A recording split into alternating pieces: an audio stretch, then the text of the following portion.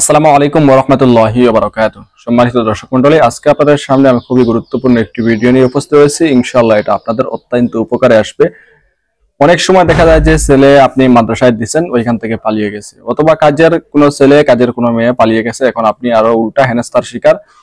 তার ফ্যামিলি আপনাকে দিচ্ছে চাপ, আর আপনার কোনো দোষ নেই, সে তার এমনিতেই চলে গেছে, অথবা নিজের সন্তান কোথাও পালিয়ে চলে গেছে। ওইরকম অর্থাৎ যে পালিয়ে যাওয়া মানুষ পলাতক ব্যক্তিকে ফিরিয়ে আনার জন্য খুবই কার্যকরী একটি তদবির আপনাদের সামনে নিয়ে উপস্থিত হয়েছে। ইনশাআল্লাহ এটা অত্যন্ত পরীক্ষিত। এই তদবির যদি আপনারা নিজেরা করেন তাহলে অত্যন্ত ফল পাবেন, অর্থাৎ পলাতক ব্যক্তি ফিরে আসবে ইনশাআল্লাহ। দৃঢ় ইয়াকিন নিয়ে আল্লাহ তাআলার উপর পূর্ণ বিশ্বাস রেখে আপনি আমল করবেন, তাহলেই ফল পাবেন। আর যদি আপনি কমেন্টের উপর অর্ধেক বিশ্বাস আর নামের উপর অর্ধেক বিশ্বাস আর আল্লাহর উপর অর্ধেক, ওইরকম করে কোনো কাজ হবে না। কারণ আল্লাহ তাআলা অনেক সময় অনেক তদবির আছে যেটা নাম ছাড়াও তদবির হয়, নাম লাগে না। আল্লাহ তাআলা নাম ছাড়াও মানুষ চিনেন। এখন নাম ছাড়া কোনো কিছু করার পর অথবা ভিডিও দেওয়ার পর অনেকে বলে যে নাম ছাড়া কেমনে হবে, তাহলে তো আপনার ভরসাই নামের উপর, তাহলে আপনি ফল পাবেন কেমনে? নামে তো আর সবকিছু হয় না, সব কাজ করেন আল্লাহ তাআলা, আর সেই আল্লাহ তাআলা তো অবশ্যই নাম ছাড়াও মানুষ চিনেন। এখন বলতে পারেন এই নামে তো আরো অনেক মানুষ আছে, তো কোনটা? আপনার নিয়তে আছে যেটা, সেটা। ইন্নামাল আমালু বিন্নিয়াত, সব কাজ নিয়তের উপর নির্ভরশীল। আপনার নিয়তে কি আছে আর কাকে আপনি কি করতে চাইতেছেন সেটা তো আল্লাহ তাআলা জানেন। আপনি নাম টাম সবকিছু দিয়ে দিলেন, আপনার উদ্দেশ্য অসৎ, আপনার তো কাজ হবে না, উল্টা ক্ষতি হবে, কারণ আপনার নিয়ত ঠিক নয়। তো আসলে হচ্ছে নিয়ত আর ইয়াকিন ঠিক রাখবেন, আর আল্লাহর উপর ভরসা রাখবেন, দেখবেন আমল দ্বারা তদবির দ্বারা আপনি ফল পাবেন। তো আসলে এখন জেনে নেই কি করতে হবে।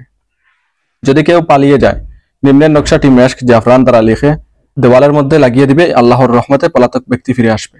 এটা আপনি ঘরের ভিতরে, অর্থাৎ যেখান থেকে যে রুমে পলাতক ব্যক্তি থাকে ওইখানে আপনি দিয়ে দিবেন। অর্থাৎ সে আগে যে রুমে থাকতো ওই রুমের মধ্যে আপনি যে কোনো ওয়ালের মধ্যে আপনি একটা পেরেক মেরে ওইটা লেমেন্টিং করে হোক আর লেমেন্টিং ছাড়াই হোক, ওইটা আপনি যদি নিজে লিখতে পারেন তাহলে তো লিখলেন, আর নিজে যদি লিখতে না পারেন তাহলে ওটা কম্পিউটার থেকে করে আনবে, ওইটা ওয়াল দিবেন। ওইখানে শুধু পলাতক ব্যক্তির নাম লাগবে এবং তার মায়ের নাম লাগবে অথবা বাবার নাম, যে কোনো একজনের নাম। প্রথমে যে শব্দটা আমি কেটে দেব ওই শব্দতে দিবেন যে পালিয়ে গেছে তার নাম, আর পরের শব্দতে যেটা আমি কাটবো ওইটাতে দিবেন তার মায়ের নাম অথবা বাবার নাম, যার নাম আপনি জানা থাকে তার নাম। দুজনের নাম যদি আপনার জানা থাকে তাহলে মায়ের নাম দিবেন, ঠিক আছে? মায়ের নাম যদি জানা না থাকে তাইলে বাবার নাম দিবেন, সমস্যা নেই। তো এটা যদি আপনারা করেন ইনশাল্লাহ অতি দ্রুত ফল পাবেন। জাফরান কালি এটা আপনার একটা কমন জিনিস, এটা যেখানে বড় বড় তাবিজের জামানা পাওয়া যায় অথবা বড় লাইব্রেরিতে খোঁজ করলেই আপনি দেখবেন জাফরান কালি অ্যাভেলেবেল পাওয়া যাবে। আর এটা আপনি যে কোনো দিন যে কোনো সময় লিখতে পারেন, কোনো সমস্যা নাই। যদি লিখতে পারেন তাহলে তো ভালো। আর এটা কম্পিউটার থেকে প্রিন্ট করে আনলে কিন্তু উন্নত মানের কালি দিয়ে প্রিন্ট হয়। প্রিন্টারের কালি যেগুলা ওইগুলা উন্নত মানের হয়, ফটোকপি করলে হবে না, ঠিক আছে? আর প্রিন্টারের কালি দিয়ে যদি আপনি এটা প্রিন্ট করেন তাহলে তো ওইটা কালি অনেক ভালো।